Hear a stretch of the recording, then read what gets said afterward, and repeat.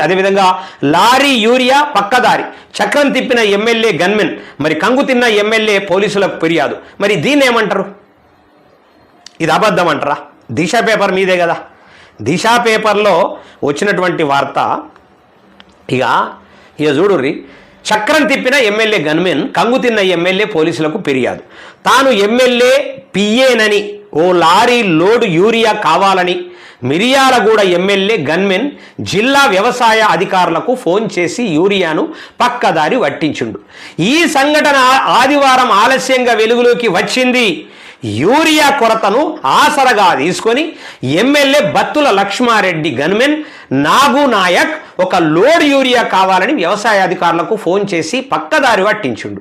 మరి ఇటీవల కాలంలో ఎమ్మెల్యే లక్ష్మారెడ్డి వ్యవసాయ అధికారులకు యూరియా సకాలంలో అందించాలని ఫోన్ చేయగా విషయం వెలుగులోకి వచ్చింది. దీంతో ఎమ్మెల్యే గన్మెన్పై ఆగ్రహం వ్యక్తం చేయడంతో పాటు జిల్లా ఎస్పీకి ఫిర్యాదు చేశాడు. మరి ఘటనకు సీరియస్ చేసి తీసుకున్న జిల్లా ఎస్పీ గన్మెన్ వ్యవహారంపై విచారణకు ఆదేశించినట్టు పోలీసులు పేర్కొన్నారు. మరి ఆ ఎమ్మెల్యే, ఆ గన్మెన్, ఆ పిఏ వీళ్ళందరినీ కూడా మరి ఇమ్మీడియట్లీ చట్టపరంగా శిక్షించాలి కదా, చట్టపరంగా వాళ్ళని దూరం పెట్టాలి కదా.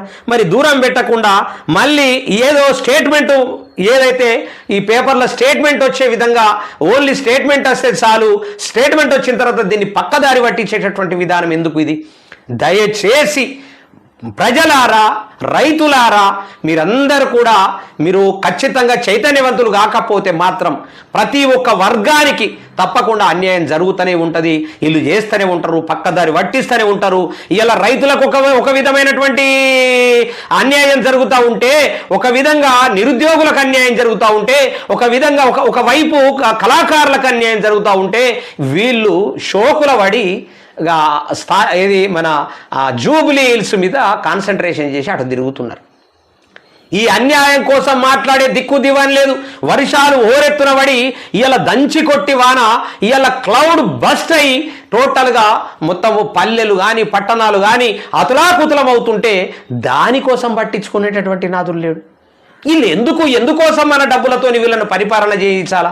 వీళ్ళని ఎందుకు జీతగాలను పెట్టుకోవాలా? మనం ఎవడైతే పని చేయడో, మరి పని చేయకపోతే ఇలా జీతగాలను పెట్టుకుంటారు. పని చేయకపోతే ఏం చేస్తారు? వారిని తీసేస్తారా? తీసేయాలా? మరి తీసేయాలి కదా. వీళ్ళని ఎట్టి పరిస్థితులలో తీసేయాలి కదా.